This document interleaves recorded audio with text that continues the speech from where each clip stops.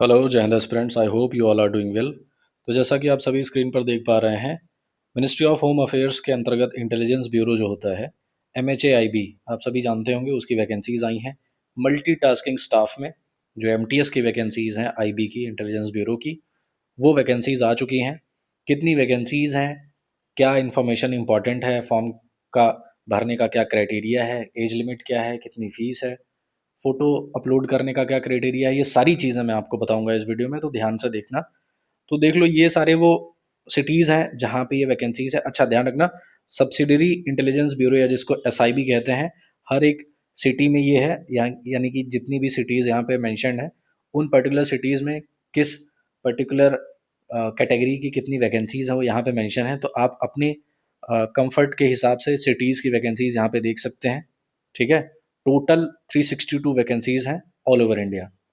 बाकी other important चीज़ों के बारे में बात करें, तो अगर पोस्ट के बारे में बात करें तो it is visible general central services, MTS की सर्विसेज हैं। ठीक है, ये पे लेवल है आपका 18,000 से 56,900। बाकी के जो सेंट्रल गवर्नमेंट अलाउंसेज होते हैं, स्पेशल सिक्योरिटी अलाउंस, ये सारी चीज़ें आपको मिलेंगी। इट इज़ क्वाइट क्लियर, आप सभी इस चीज़ के बारे में जानते हैं। क्वालिफिकेशन क्या है? क्वालिफिकेशन ये है कि आपने किसी भी बोर्ड से 10th किया हो, उसको मैट्रिकुलेशन कहते हैं। ठीक है, और दूसरी बात ये कि आप जिस भी स्टेट के रहने वाले हों, अगर आप उस पर्टिकुलर स्टेट से बिलोंग करते हैं, फॉर्म भर रहे हैं, फॉर एग्जांपल कि आप यूपी के रहने वाले हैं और आपने लखनऊ के लिए अप्लाई किया, so position of domicile certificate of that state against which candidate has applied on closing date of application, यानी कि आपको उस पर्टिकुलर स्टेट का निवास प्रमाण पत्र वहाँ पे प्रोड्यूस करना होगा। यानी कि जब आप फॉर्म भरेंगे तो आपको अपना डोमिसाइल सर्टिफिकेट अपलोड करना होगा। और ध्यान रखना, कई बार कंफ्यूजन होती है कि किस डेट का चलेगा, तो किसी भी डेट का हो, बस 14 दिसंबर 2025 के पहले पहले का हो, तो आपको अपना डोमिसाइल अपलोड करना पड़ेगा। अगेन, आप अगर दिल्ली के रहने वाले हैं या फिर मुंबई के रहने वाले हैं, कहीं के भी रहने वाले हैं, किसी भी स्टेट के, और उस पर्टिकुलर स्टेट की SIB के थ्रू अगर आप अप्लाई करते हैं, यानी कि उस SIB के लिए, तो आपको उस स्टेट का डोमिसाइल अपलोड करना पड़ेगा। ठीक है, एज लिमिट है 18 साल से 25 साल। 14 दिसंबर 2025 तक आपकी उम्र जो है वो 18 साल से 25 साल के बीच में होनी चाहिए। ठीक है, बाकी की ये सारे क्राइटेरिया हैं, ये जिनके लिए इम्पोर्टेंट है वो इसको एक बार पॉज करके पढ़ सकते हैं, बहुत ज़्यादा इसमें ध्यान देने की बात नहीं है। मेन मेन लिमिट यही है। यहाँ पे वही चीज़ें मेंशन है, जैसे मान लीजिए अगर आप कोई कैटेगरी के अंतर्गत आते हैं और आप उसमें एज रिलैक्सेशन वगैरह डिमांड करते हैं, तो वो उसकी डिटेल यहाँ पे मेंशन है। कुछ इंपॉर्टेंट चीज़ें जो और आपको जानना ज़रूरी है, जैसे कि जो पोस्ट है ऑल इंडिया ट्रांसफ़र लाइबिलिटी, यानी कि आप, ज़रूरी नहीं कि आपने लखनऊ के लिए अप्लाई किया तो आपको जो पोजीशन मिलेगी वो लखनऊ में ही मिलेगी।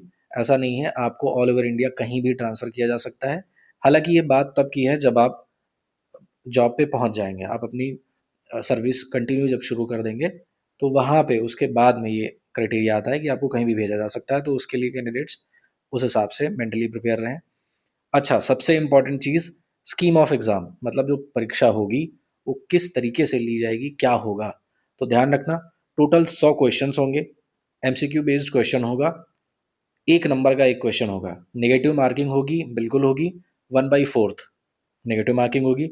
अच्छा, GS के क्वेश्चन आएंगे टोटल 40, जाहिर सी बात है एक क्वेश्चन 1 नंबर का है तो 40 क्वेश्चन होंगे।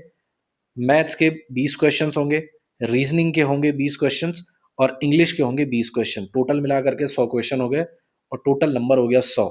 टाइम लिमिट कितनी है? 1 घंटे, यानी कि 60 मिनट में आपको 100 क्वेश्चंस करना है।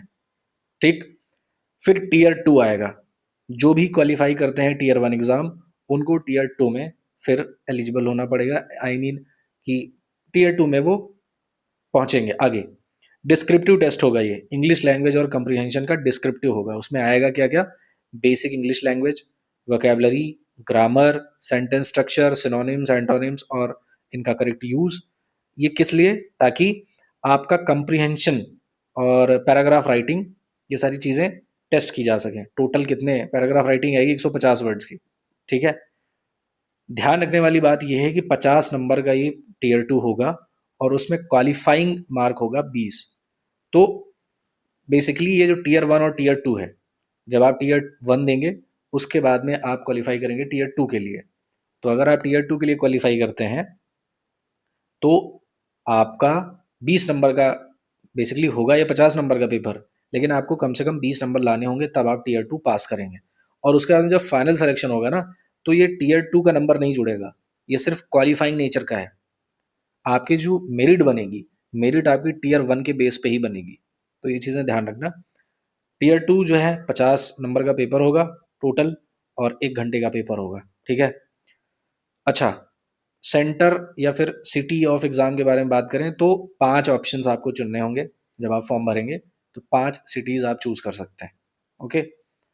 आप अपने कंफर्ट के हिसाब से इसको चूज़ कर सकते हैं। दूसरी बात ये कि कोई भी एसआईबी, सब्सिडरी इंटेलिजेंस ब्यूरो, अगर आप चूज़ करते हैं, एक बार आपने चूज़ कर लिया तो बाद में वो चेंज नहीं कर सकते हैं आप।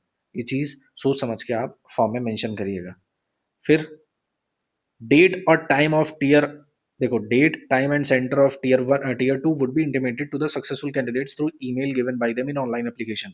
तो भैया फॉर्म भरते वक्त जो भी ईमेल देना, ऐसा ईमेल देना कि हमेशा काम करे, क्योंकि अगर आप टीयर 1 में क्वालिफाई करते हैं तो टीयर 2 के लिए जो भी नोटिफिकेशन दी जाएगी वो आपके ईमेल पे ही भेजी जाएगी कि हाँ भाई साहब, आपने टीयर 1 में क्वालिफाई कर लिया है तो आप टीयर 2 के लिए तैयार रहो, इस जगह पे इस तारीख को आपको आना है, आपका एग्ज़ाम होगा, ठीक है।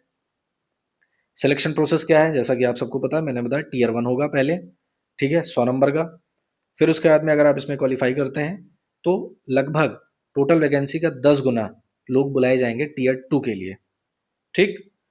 फिर टीयर 2, जैसा कि मैंने बताया, 50 नंबर का पेपर होगा, उसमें से 20 नंबर आपको लाने होंगे, और ये टोटली क्वालिफाइंग पेपर है, यानी कि अगर आप 40 भी ले आते हैं अच्छी बात है, बस उसका नंबर जुड़ेगा नहीं फाइनल मेरिट में, नंबर आपका टीयर 1 का ही जुड़ेगा, ठीक है। तो आप इस हिसाब से तैयारी रखना कि भाई 50 में 20 नंबर ले आओ ताकि आप क्वालिफाई कर सको, ठीक। यहाँ पे साफ साफ मेंशन है ना, फाइनल मेरिट लिस्ट जो बनेगी वो आपके टीयर 1 के परफॉर्मेंस के बेस पे बनेगी।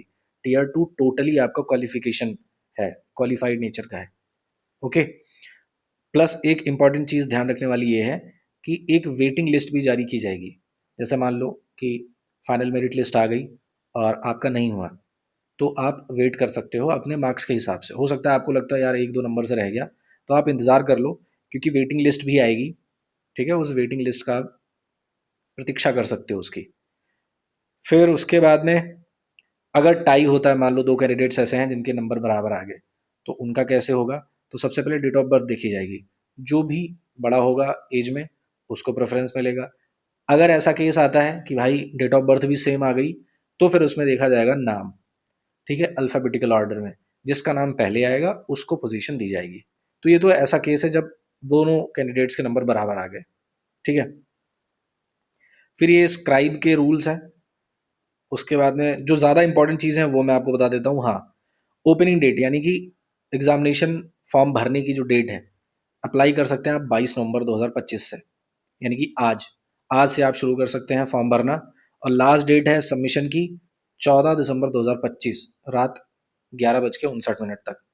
ये लास्ट डेट है और लास्ट टाइम है जब आपको अप्लाई करना है। इसके बीच में ही आप अप्लाई कर लीजिए, और मैं आपको प्रेफर करूँगा कि भाई लास्ट डेट तक का कभी वेट मत किया करो। कई बार क्या होता है, वेबसाइट वगैरह इतनी ज़्यादा बिजी हो जाती हैं, ट्रैफिक ज़्यादा हो जाता है, तो चलती नहीं है वेबसाइट, आप फिर उसमें पीछे रह सकते हो, ठीक है। Last date for submission of application fee through SBI challan.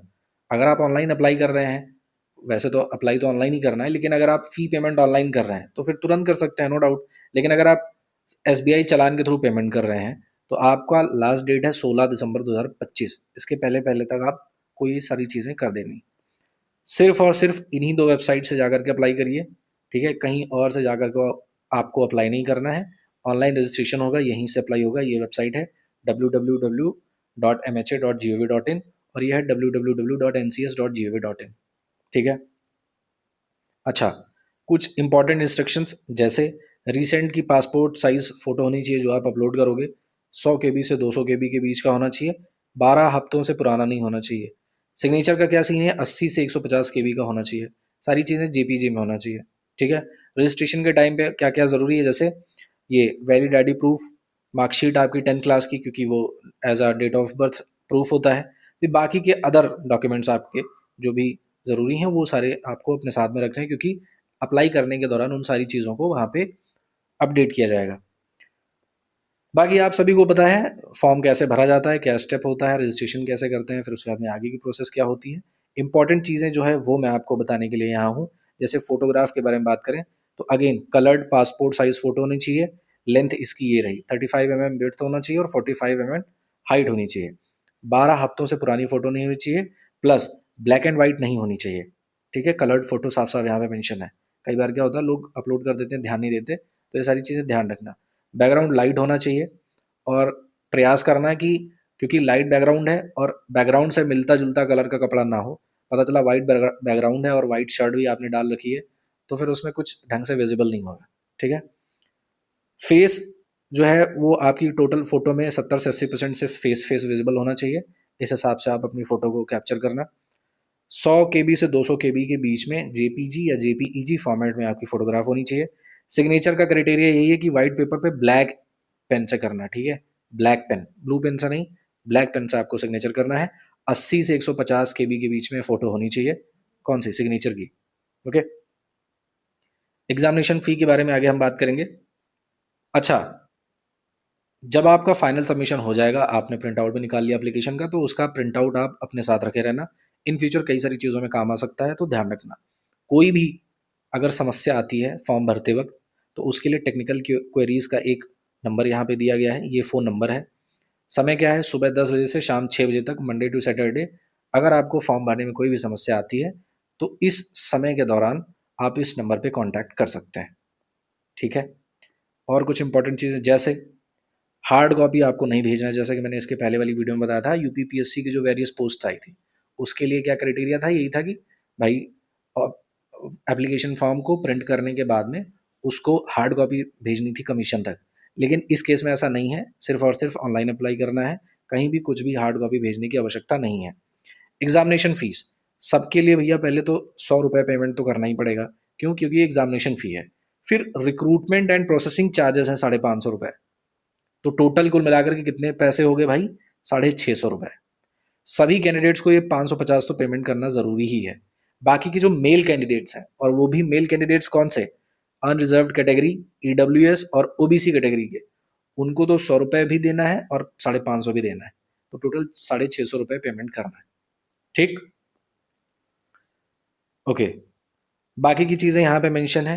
All SC ST candidates, female candidates, person with benchmark disabilities and those ex serviceman who are liable for reservation are exempted from payment of examination fee. ठीक है, ये लोग ये 100 रुपये payment नहीं करेंगे। बाकी के लोग, कौन कौन से बाकी के लोग? जो मेल कैंडिडेट्स हैं, वो भी मेल कौन कौन से? अनरिजर्व, ईडब्ल्यूएस और ओबीसी, इन सभी को 550 रुपये के साथ साथ 100 रुपये भी पे करना पड़ेगा। टोटल 650 रुपये। बाकी के जो कैंडिडेट्स हैं उनको 550 पेमेंट करना है। ठीक है, I hope it is clear now. Mode of payment आप सभी को पता है, ऑनलाइन तो कर ही सकते हो। ऑफलाइन मोड में क्या, अगर आप चालान जनरेट करवाते हो तो चालान जो है वो आप चालान के थ्रू भी सबमिट कर सकते हो। लेकिन उसका डेट क्या है मैंने बता दिया, 16 दिसंबर लास्ट डेट है। इसके पहले पहले आप अपना चालान सबमिट कर सकते हो। क्लोजिंग डेट ये है भाई फॉर्म की, ध्यान रखना इस चीज़ को ज़रूर। फिर कुछ और इंपॉर्टेंट चीज़ें जो हमें ध्यान देने वाली हैं, तो वो है ये बाकी के जो सर्टिफिकेट्स। अगर आप किसी कैटेगरी से बिलोंग करते हो तो उस सर्टिफिकेट का क्या फॉर्मेट होना चाहिए, वो यहाँ पे मेंशन है। ये फॉर्मेट है, ध्यान रखना। ये नोटिफिकेशन जो है, ये पीडीएफ मैं टेलीग्राम चैनल पे अपलोड कर दूंगा, वहाँ से आप इसको डाउनलोड कर सकते हो। ओबीसी कैंडिडेट्स के लिए जो डिक्लेरेशन है उसका ये फॉर्मेट है। फिर है जो ईडब्ल्यूएस कैंडिडेट्स हैं उनके लिए सर्टिफिकेट का फॉर्मेट ये रहा। और अगर आप किसी इंटरनेशनल कंपटीशन में, किसी भी स्पोर्ट्स में अगर आपने कभी रिप्रेजेंट किया है भारत को, उसका सर्टिफिकेट लगाना चाहते हैं तो ये फॉर्मेट है उसका। फिर यहाँ पे अगर आपने स्टेट है ना को रिप्रेजेंट किया है किसी नेशनल कंपटीशन में, किसी स्पोर्ट्स के लिए, तो ये फॉर्मेट है। प्लस अगर आपने किसी यूनिवर्सिटी को रिप्रेजेंट किया है इंटर यूनिवर्सिटी कंपटीशन में, किसी भी गेम्स या किसी भी स्पोर्ट में, तो यहाँ पे ये फॉर्मेट है। फिर है अगर आपने किसी स्टेट स्कूल टीम को रिप्रेजेंट किया किसी नेशनल गेम में फॉर स्कूल, किसी भी गेम या स्पोर्ट में, तो this is format for that. अगर आपने खेलो इंडिया यूनिवर्सिटी गेम्स या खेलो इंडिया यूथ गेम्स में या खेलो इंडिया विंटर गेम्स में रिप्रेजेंट किया है, तो this is the format of that certificate. अगर कोई डिफेंस पर्सनल है जिसने डिफेंस में अपनी सर्विस दी है एक समय पे, तो ये फॉर्मेट है। उसके बाद में undertaking to be given by the ex serviceman, अगर आप एक्स सर्विसमैन हैं और आप अपना रिजर्वेशन क्लेम करना चाहते हैं तो आपको अपना एक सर्टिफिकेट प्रोड्यूस करना पड़ेगा और ये उस सर्टिफिकेट का फॉर्मेट है। फिर certificate regarding physical limitation for an examinee to write, यानी कि अगर आप डिसेबल कैटेगरी से बिलोंग करते हैं तो ये फॉर्मेट है, आपको स्क्राइब चाहिए तो उसका भी फॉर्मेट है। ये सारे फॉर्मेट्स यहाँ पे मेंशन है, ठीक है। ये देखो, letter of undertaking for using own scribe, तो ये सारे फॉर्मेट्स यहाँ पे मेंशन है, सारी चीज़ें यहाँ पे ऑलरेडी दी हुई हैं, तो आपको परेशान होने की ज़रूरत नहीं है। ये पीडीएफ मैं आपको टेलीग्राम पे अपलोड कर दूंगा, वहाँ से देख सकते हो। ये सारी इंपॉर्टेंट इन्फॉर्मेशन आई होप आपको क्लियर हो गई होगी। अगेन दोबारा मैं बता दूं, वैकेंसी है कौन सी, इंटेलिजेंस ब्यूरो की, मिनिस्ट्री ऑफ होम अफेयर्स के अंतर्गत जो आती हैं, और मल्टीटास्किंग स्टाफ यानी कि एमटीएस की वैकेंसीज हैं। I hope everything is clear now. Thank you for watching, see you in the next one. जय हिंद।